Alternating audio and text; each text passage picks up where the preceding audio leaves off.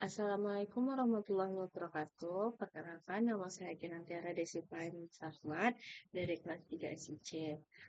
Saya dari kelompok 5, di mana pada tugas kali ini saya dan kelompok hanya akan membuat Enterprise Passion Flow and Queue Management System. Nah, untuk pembagian tugasnya di bagian SKPL ini saya mengerjakan bab 1 dan bab 2, sementara di DPPL saya mengerjakan bab 1.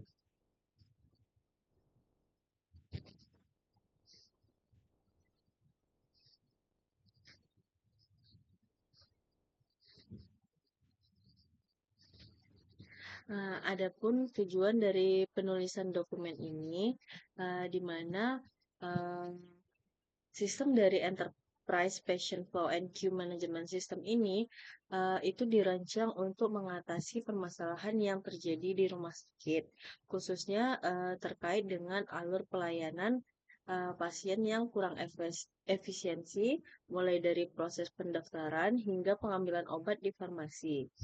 Nah, dokumen ini bantu kami memiliki gambaran yang jelas tentang apa saja yang perlu dibangun, fitur apa aja yang harus ada, serta bagaimana sistem nantinya akan bekerja. Nah, untuk lingkup masalahnya, sistem yang akan kami buat ini dikembangkan untuk menyelesaikan permasalahan yang umum terjadi di rumah sakit, yaitu alur pelayanan pasien yang tidak terorganisir dengan baik. Selama ini, yang seperti kita ketahui, pasien harus mengantri secara manual di beberapa titik pelayanan yang berbeda, mulai dari pendaftaran, poli, hingga farmasi tanpa adanya sistem yang menghubungkan satu unit dengan unit lainnya secara otomatis. Hal ini menyebabkan waktu tunggu yang lama, penumpukan pasien di area tertentu, dan pengalaman pelayanan yang kurang memuaskan. Nah, sistem ini nanti kami akan bangun menggunakan ASP.NET Core MVC dan mencakup seluruh alur pelayanan pasien mulai dari pendaftaran hingga pengambilan obat di farmasi.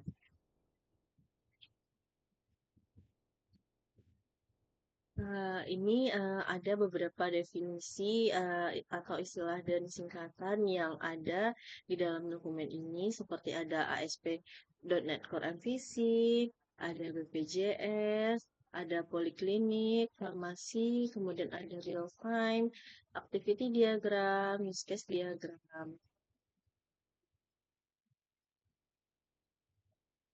Nah, di sini pada sistem yang akan kami buat, kami akan menggunakan metode agile karena proses pengembangan sistem ini dilakukan secara bertahap dan iteratif, sehingga kebutuhan sistem akan disempurnakan seiring dengan berjalannya waktu.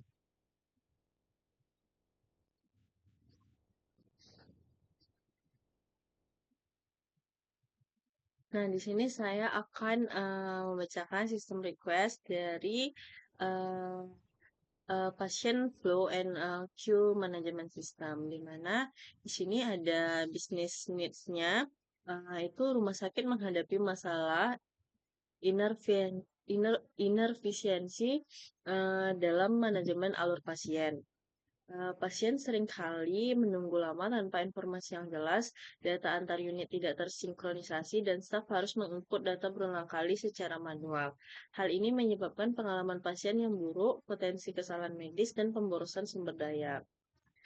Di sini ada bisnis recruitment-nya, yaitu ada pendaftaran pasien digital, manajemen antrian digital, routing otomatis antar unit, notifikasi digital, serta display antrian.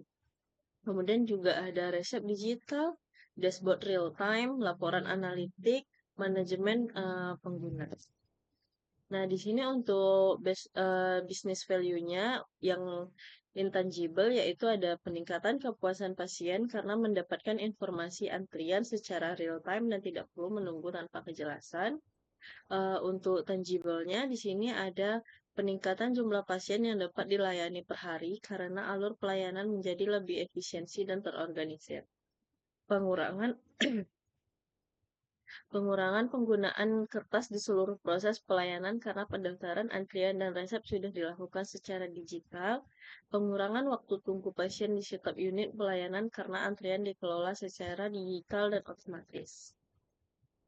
Nah, di sini ada stakeholder yang akan menggunakan sistem, yaitu ada pasien, kemudian ada dokter atau perawat, ada petugas farmasi, manajemen RS, serta admin sistem. Jadi ini adalah gambar rich picture yang saya buat. Nah, di sini pasien tidak perlu lagi menunggu, pasien bisa langsung melakukan QR untuk mendapatkan antrian digital.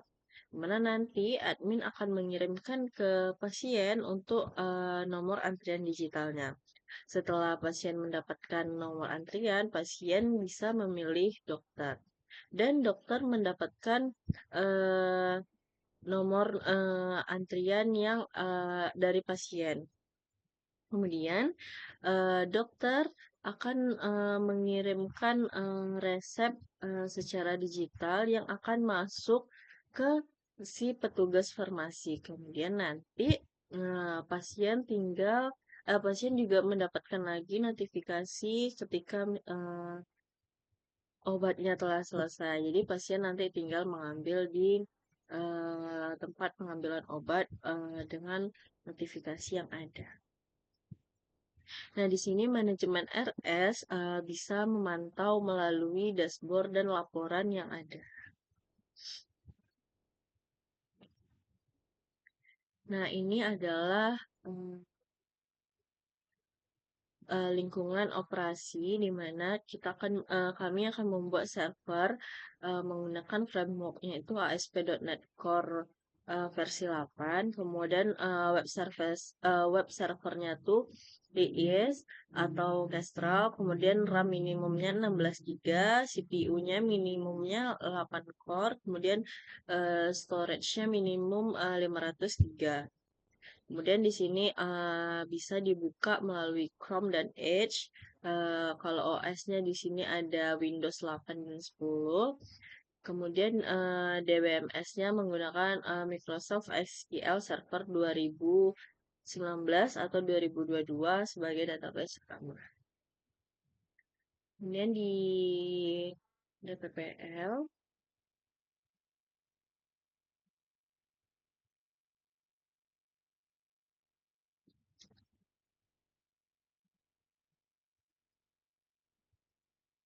di DPPL ini untuk bab satunya sebenarnya tidak terlalu berbeda dengan uh, dokumen SKPL karena ini tuh adalah lanjutan dari SKPL. Nah, mungkin bedanya pada bab 1 di DPPL ini ada pada bagian referensi di mana referensi ini adalah bagian yang membuat adanya DPPL ini, yaitu yang pertama itu adalah dokumen SKPL yang sebelumnya udah dijelasin atau udah dibuat, kemudian ada IEE STD 1016 sampai 2009, terus ada IEE Standard for Information Technology, System Design, Software Design Description, di mana standar internasional yang digunakan sebagai panduan struktur dan isi dalam menyusun dokumen perancangan perangkat lunak yang sistematis.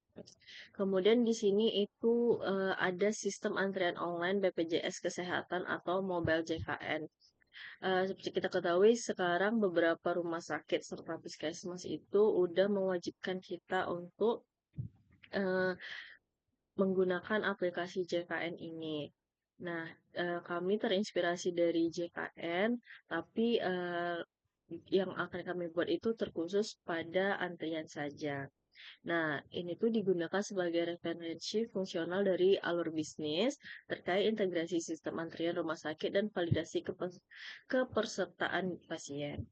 Kemudian untuk Microsoft Documentation yaitu ASP .NET Core versi 8 Fundamentals. Ini tuh referensi teknis resmi yang digunakan dalam perancangan arsitektur, MVC, dan implementasi server-side pada sistem.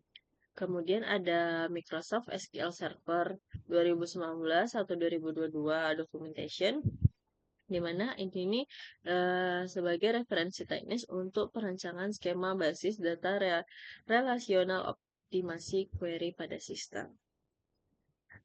Jadi segitu saja presentasi untuk bagian saya. Lebih dan kurang mohon maaf. Assalamualaikum warahmatullahi wabarakatuh.